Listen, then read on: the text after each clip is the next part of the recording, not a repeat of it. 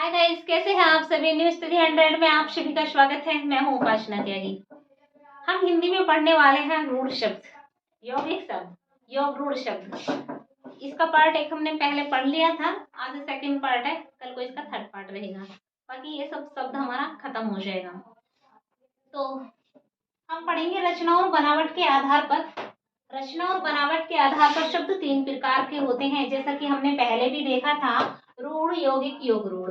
कि रचना और बनावट के आधार पर शब्द तीन प्रकार के होते हैं, रूढ़, यौगिक, योग रूढ़। अब देखेंगे हम रूढ़ शब्द को कि रूढ़ शब्द किसे कहते हैं। कि प्रतिज्ञा का तुम अस्त्र संभालो, प्रतिज्ञा का तुम अस्त्र संभालो, मंजिल से पहले हथियार न डालो। अतः जिंदगी में सब कुछ किया जा सकता है, ये चांद जमी पर लाया जा सकता है।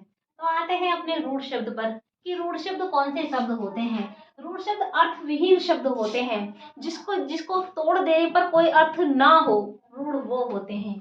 जैसे होता है घर, घर को अगर हम तोड़ दें तो इस घ का कोई अर्थ नहीं है, इस रे का कोई अर्थ नहीं है।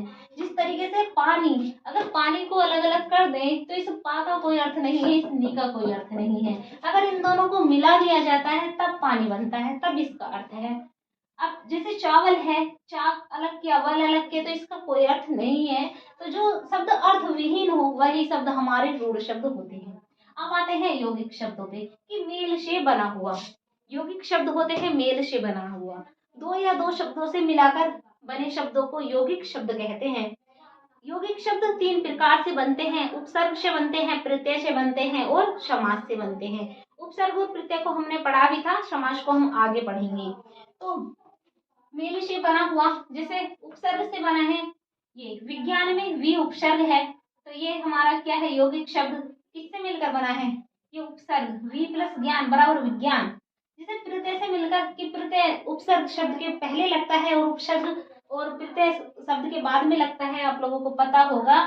जैसे कि सामाजिक, सामाजिक में इक प्रत्यय है, कि सामाजिक में इक प्रत्यय है और उपसर्ग, इसमें वी उपसर्ग है। और अब आते हैं समास। समास से जैसे बनेगा, जैसे राजपुत्र, अगर हमने इसको खोला तो बना राजा का पुत्र, तो ये क्या होगा, ये योग शब्द हमारा समास से बना है।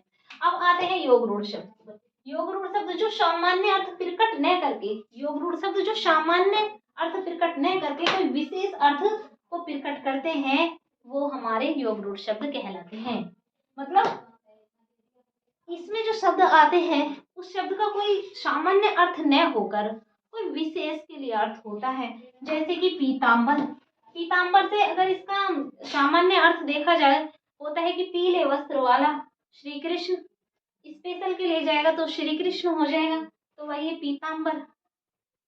एक विशेष अर्थ, जैसे कि कहो दशानन, अगर हम दशानन कहते हैं तो आप सीधा समझते हैं कि रावण के लिए यूज हो रहा है, लेकिन उसका सामान्य अर्थ क्या है। दशानन का सामान्य अर्थ होता है 10 सिर वाला, 10 सिर वाला। अगर कोई दशानन बोलेगा तो सीधा आप रावण को समझोगे। उसी प्रकार से हैं ये हमारे योग रूढ़ शब्द, जिनका कोई सामान्य अर्थ न होकर एक विशेष अर्थ प्रकट करे, वो हमारे योग रूढ़ शब्द होते हैं।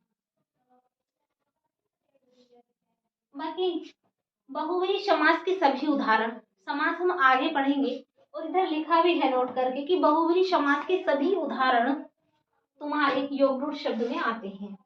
ठीक है, जितने भी बहुव्रीहि समास हैं उसके जितने भी उदाहरण हैं वो योग रूढ़ माने जाते हैं। सीधा टिक कर दोगे कि बहुव्रीहि में और योग रूढ़ पूछा तो जहाँ पे बहुव्रीहि समास आपको दिख रहा हो सीधा लगा दो, योग रूढ़ में जाएगा।